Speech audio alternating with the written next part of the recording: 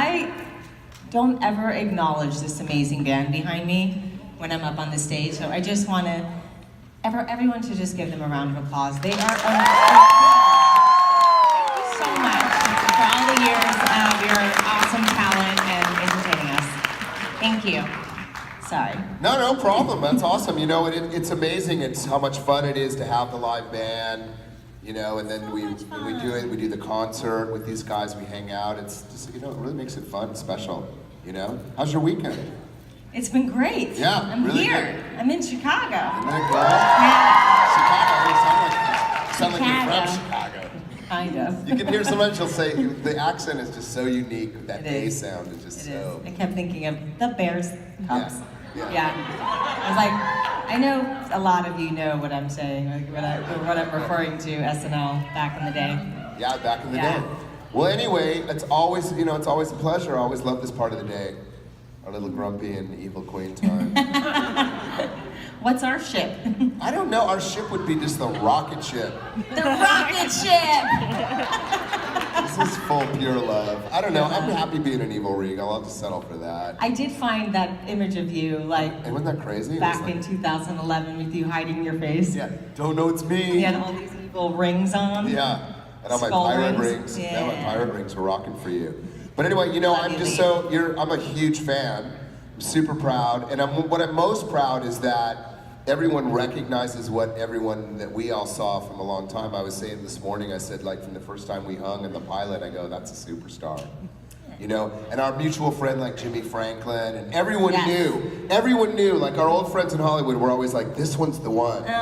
You know, and that was always the story when they found out we were working together in 2011. You're friends with Lana? Oh man, she's awesome. Hey. Yeah, and so it's just really deserving. You know, your stardom and the success that you found through this character, and I know that you'll find in your next bunch of characters, that's super exciting too, although probably a little scary.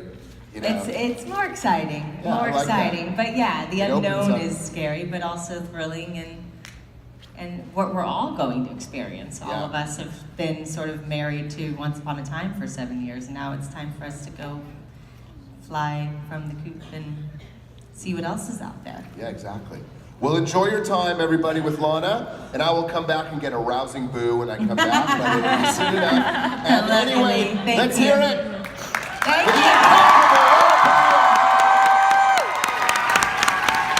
I know, it's always so strange, but you guys know I like to see a little bit more of the audience, so maybe I can just get a little bit of lights on the audience, please.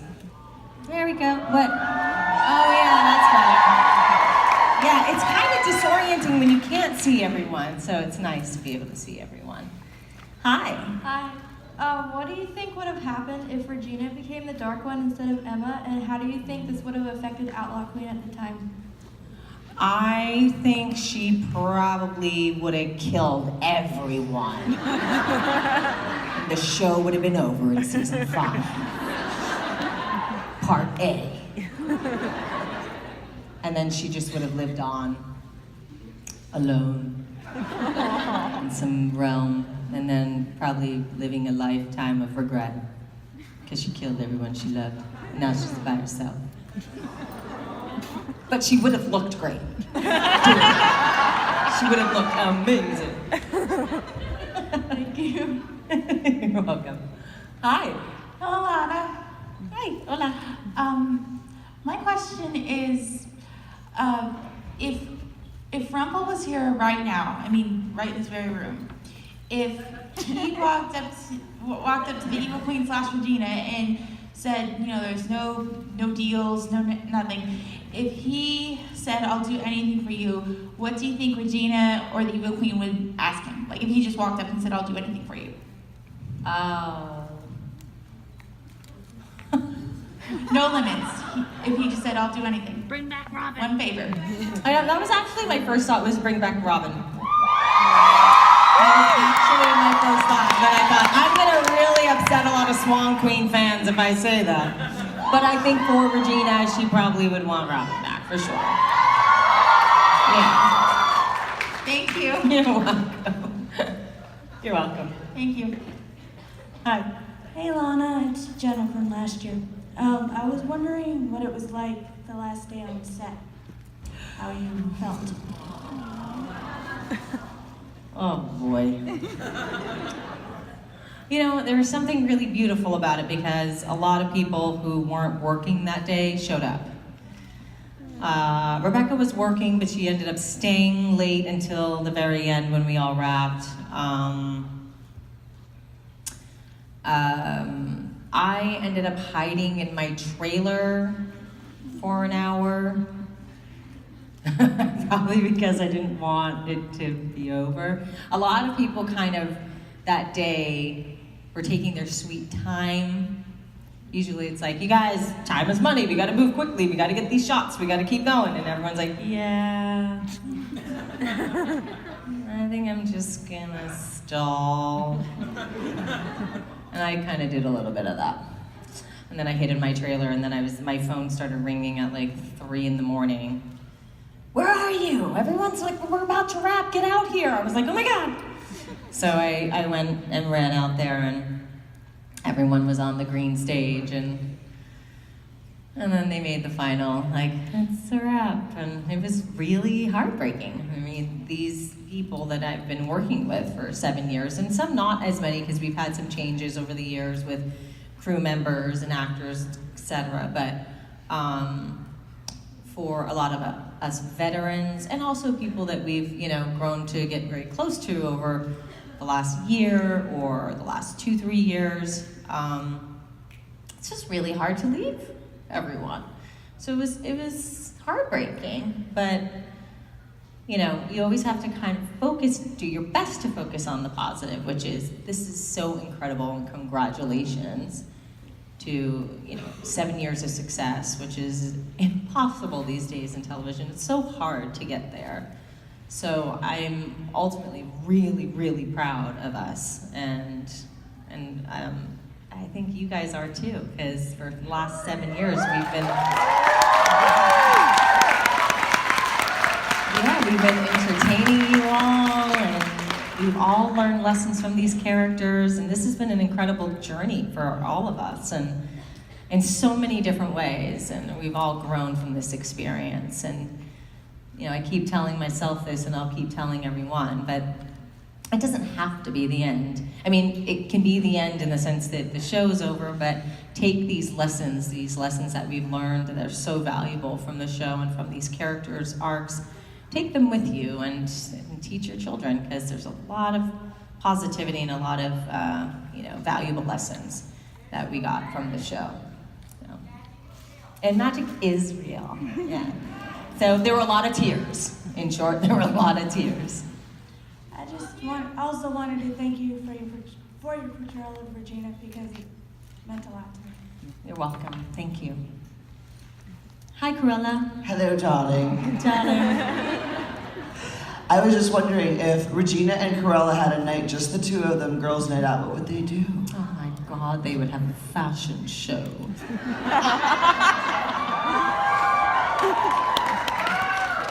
They would absolutely have a fashion show. It'd be great to see them try on each other's clothes. I would love that. That's like a fun commercial. Commercial break, it's us in our wardrobes, playing around. Yeah, for sure, fashion show. Thank you so You're much. welcome. Hi. Hi, Lana. So as a teacher, I often look at my students and wonder what they will be like when they grow up. So I was wondering what you were like as a student, and if you had any funny or inspiring stories, or like what your teachers thought of you. I was quite shy and quiet, actually. Yeah. I know, it's strange. Unbelievable, but true. I was probably until like high school is when I started to sort of blossom a little bit, but I kind of kept to myself and kind of didn't want to be noticed a lot. So I was just kind of like, I wouldn't sit in the front. I know, it's so weird. I was like suppressing it until I got older, but as a student, I was a good student, and then my father passed away in my junior year of high school, and that was quite challenging for me, so things kind of shifted for me at that point. But I had great relationships with my teachers and never feared to ask them questions. I just didn't like sitting in the front row, but the third row was pretty cool. Anything further back, then I had to wear my ridiculous glasses, which were like this big at the time, which are probably cute now. They kind of look like Robin's from this season. And now she has those cute glasses. Yeah, those are mine. Sounds cute. Yeah. Yeah. Thank you. You're welcome. Hi. Hi. I know Regina truly does get screwed over the most in the show. Yeah, it's a theme. I wanted to know if in the show you ever truly push the writers for happiness for Regina. No. No. No, I don't. I really just don't really get involved in the writing aspect of it all. I know I'm in good hands there. However, this season, as we started sort of moving to the end and learned, like, what are we gonna do? I think everyone knew that it was really important to sort of wrap up Regina's storyline and figure out how and if she is going to get her happy ending. So that is a conversation that we did have, and you'll just have to see. I'm not gonna tell you what happens. You have to tune in. Live. Hi. I was just, first of all, I want to say that Sweden loves you. And second of all, I want to ask that did you ever, in the whole show, ever think that Swan Queen would be canon? Did I ever think that Swan Queen would come out of the show? Yeah. Like that kind of relationship? Yeah. Not initially, no. I didn't. In fact, I never saw that happening until our fans brought it to my attention, and then I went, okay, yeah, I get that, I see it. But initially, no, I didn't foresee that happening. Okay, thank you. You're welcome. Hi. The one with the beautiful smile. Thank you. My question is there ever a movie that you like so much that you fell in love with the movie and you wish it was you playing that lead role? Oh, you mean like Dirty Dancing and like Besides Dirty Dancing? Why besides? Okay, you mean Ghost? Like if Patrick Swayze could be my love interest in anything, I know he's passed on, but if I can turn back the clock 20 years,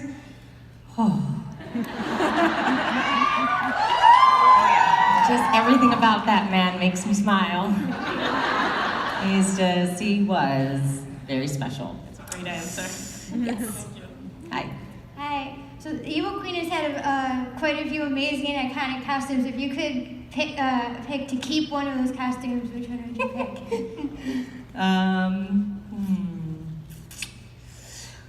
Probably one I could wear at home. There was one that in season 3, and I think a lot of people know that this is one of my favorite costumes, but it actually got banned from ABC because it was too sexy. Sorry, ABC. But it looks like leather. It's actually made of rubber, but it's like this crushed rubber, and it has this long, like décolletage kind of coming down to about here, and then it has this sheer fabric that kind of holds the top together, but then you saw some boob. You didn't see a lot of boob, you saw side boob, which is fine, but maybe not for a Disney family show. But it's super sexy and super hot, and I would love that costume. Well, yes, exactly.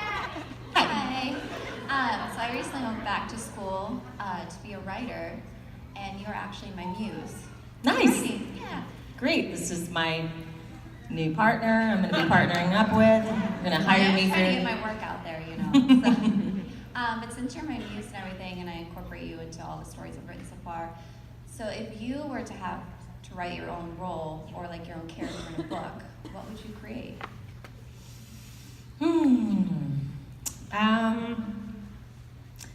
Well, this idea kind of, I don't want to put it out there yet. I don't know if I'm ready to put that out there.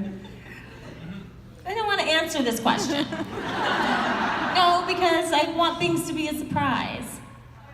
But I have a lot of ideas of things that I would, like different roles that I would like to play, etc. But, yeah, I feel like anything that I do say kind of gives away things that I'm trying to make happen. So, Because right now I have you as like a professor in one of mine. I think a lawyer would be really great. Yeah? Yeah. I would like to play like a lawyer. But I also have like 5 other characters that I'd like to play that are in my back pocket that I'm not going to tell you about. So those are going to be surprises. But this one I can share. But I would love to play a lawyer, but like in a film or something. Well, I will try to make that happen. Well, please do. That would be great, especially because I'm unemployed right now. Thank you. Hi. Hi. So in New Jersey, I asked you advice for Hispanics in film, and you said to just focus on your craft, and I wanted to thank you for that because now I have a couple jobs lined up for special effects and editing. That's awesome. I wanted to ask how you feel about now that there is a lot more Hispanic representation and Latino representation, like one day at a time, mental illness, everything. I mean, it's incredible. I'm really good friends with Eva Longoria, and I've just said this in the green room. She's done so much for our culture. I am always impressed by her. I'm always so grateful to her. She has actively really gotten out there and has elevated our culture in ways that I always hoped. And that's something, being a Puerto Rican and, just being in the position that I'm in, and I said this to Eva too, it's so important that you portray yourself in a very sort of elegant and classy way that's going to elevate the culture, not just you and your career, but actually lift everyone up. And I see her doing that constantly, and it's something I try to do in my life as well, much on a smaller scale for sure. But I think it's fantastic, and in fact, it's made me want to get more involved. And now that I'm off the show, I'll have a little extra time to kind of focus on, what more can I do for our community, and what more can I do to bring them into the industry. So I think it's amazing, and keep going, girl. I'm proud of you. Thank you. Yeah. Hi. Hi. If you could have been a TV actor, what would you want to be if you? You mean like if I weren't I a TV actor? Like when you were a child and you were watching TV shows, what TV show or movie would you want to?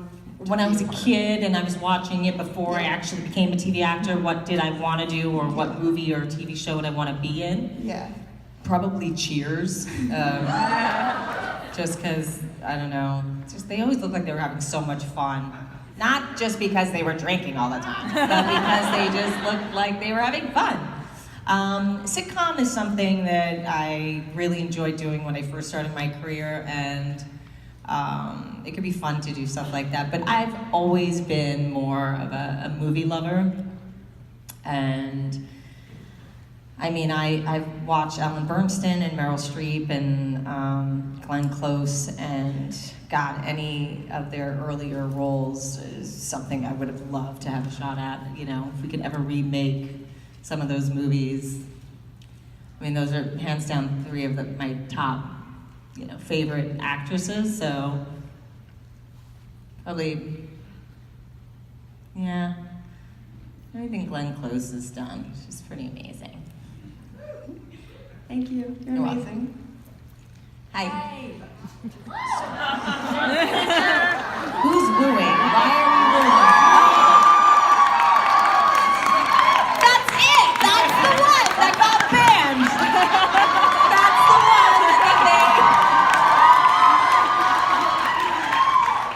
Too sexy for ABC. Okay. So first of all, I wanted to say, Once Upon a Time's pilot episode actually aired on my birthday, and so I've kind of considered that like my little birthday present for like 7 years, and you've been Happy part of that. birthday. Yeah, so thank you so much for Regina and For making that happen, you're welcome. Yes. now for like the actual question, which is, I consider myself sort of like a philosophical kind of person, and so I want to know like what for you would be like your sort of most important life philosophy, and why is it that? So in my case, I would say that I believe that why is always the most important question, and so I want to hear what kind of what your thing is. I don't understand your question. What is my life's sort of philosophy, like just like what's the thing that you consider like to just be a really important part of the way you like operate and stuff? I think having integrity and having great values is something that I live by. Don't ever step on anyone to get anywhere in life. It's just not worth it. Karma's a bitch, and it will bite you in the ass. And always be fair. I think that's really important. Always know when to not keep talking. And ask a lot of questions, and don't be afraid to ask them, and don't be afraid to say, I don't know. What else? There's a lot that I live by. I'm sure Jared, who hears my mama rants all the time, will probably tell you what I think. Right, Jared? Yeah, you have a few monologues. Yeah. Just a few monologues. Earlier, I saw him, he just like tuned out. I was like, Jared? And that's when I knew, oh, okay. I think I've repeated the same thing at least 5 times now. He's like, I heard it. But yeah, I mean, I think it's important to also be honest, not only with yourself and with others. There's a lot that I live by, but I ultimately, at the end of the day, just try to be a really good person and be kind and apologize when I'm wrong. Take responsibility for when you make mistakes, when you F up. Just own it. It feels so much better. Thank you.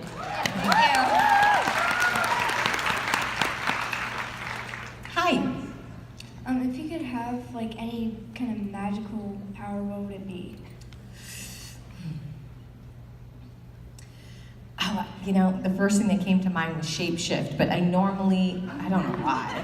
Because incognito places. Like I could be sitting in the audience and you wouldn't know it. I think I like teleporting, because I've done it so many times. It's pretty amazing. Teleporting, because flying, as much as I do it quite a bit, but it's if I can just, and I'm there, that'd be great. Because then right now, like if I had a 30-minute break, I would just go home, check on Lola, pet her, spend some time, take her for a walk, I'm back. Teleporting. Thank you. You're welcome. Hi. So I was wondering, obviously you get a lot of like fan love and stuff, but this question is kind of inspired by Beck. She said that there's so many cameras all around all the time, and so I was wondering if like the pressure sometimes, if you ever like sat down like with your mom or your sister, Fred, and been like, I just wish I could like take that back, like just for a day and be a normal person. Not take it back to be a normal person. Actually, I try to structure my life to be in private places as much as I can. Like, it depends on what's going on in life. Like, say a best friend or family member wants to open up to me about something, or vice versa. Let's go to the park. Where I don't have to worry about other people around me or someone coming up. I'll never forget, I was with Jorge Garcia, who some of you know from Lost, and he's a really good friend of mine, and I was working on Lost. And I just got out of this relationship. I was so heartbroken. I was gutted. and I was crying, and we were out to dinner, and I was like, tears were streaming down my face, and I was just at the part where I was like, and then he, and someone tapped him on the shoulder and was like, I'm so sorry, can I get a picture? And I was like, you know, and he was like, I'm so sorry. Yeah, sure, because he's not gonna say no. I mean, you can't, it's awkward and not nice, but it made me really uncomfortable. So I never forgot that. And I thought, okay, if I ever really need to talk to someone about anything, or they need to talk to me about something, I'm gonna try to either go to their home or come to my home or go to the beach or go to the park. And you know, it's kind of inevitable now to certain, you know, going to certain places and without someone coming up and asking, or just going, are you the you know, so I don't regret it, because I think a lot of actors get really frustrated and annoyed, and I can see why, but it also kind of comes with the territory. And I don't think that when you're young and it's your dream. You don't think, oh, one day it's going to be hard to walk into a place without someone either recognizing you or, you know, tapping you on the shoulder for a picture or autograph or something. You just think, oh, I want to do this, and this is what my soul wants. But then as you get older and you realize it comes with all the other stuff, you can't really get pissed off about it, because it's what you signed up for. So you just have to learn how to deal with it differently. Thank you. You're welcome. Those are for all the aspiring actors out there, by the way. Hi, so Hi. First of all, congrats on your directorial debut. Thank you very much. So I was wondering where you took a lot of inspiration from in forming your unique style of directing, and if there's a particular artistic decision that you made that you're most proud of. I kind of learned my whole life. It's funny, my cousin and my aunt both said, well, you've been directing since you were 3. My aunt goes, you're always bossing everyone around. I was like, well, I guess this is what people think directors do, which on some level they do. That's not what I did. But I have been watching film my whole life, and I don't mean like a movie here and there. I mean a lot of film. My father was a huge moviegoer, like huge, and I still have all like 500 VHSs that movies that he would record, like 4 films on each tape. And I would sit there and watch them with him and help him with his collection. So I inherited that. So like watching all those films my whole life definitely influenced me and inspired how I tell stories. Also, people I work with, you know, my crew, and asking lots of questions. Eva Longoria, when she's like, you're directing? I'm coming over. And I was like, I'm making breakfast, you know, and made her breakfast. She came over, she was so excited to just show me a few things, and met with some of the directors that have done a lot of episodes on the show. Steve Perlman, our executive producer, was he was just so much help. And I'm so grateful to him for that. So a lot of it was learned, a lot of it was just being there, and as far as my vision goes and how I want to tell a story, I don't know where it came from. I guess it just came from inside.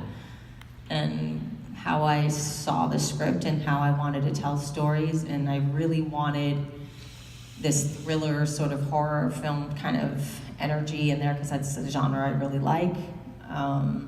And so I'm sure that influenced how I told the story as well. And then in the moments, just finding stuff while I'm sitting there going, hey, you know what, let's put a camera out here. We never shot from outside, and oh, it can do something really cool, and we'll think that the killer's out on the patio, but really he's downstairs in the cellar. So it was, you know, a lot of the stuff kind of happened in the moments too. I mean, there was a lot of prep, and I'm crazy, notoriously known to over prep, which is, you can't ever over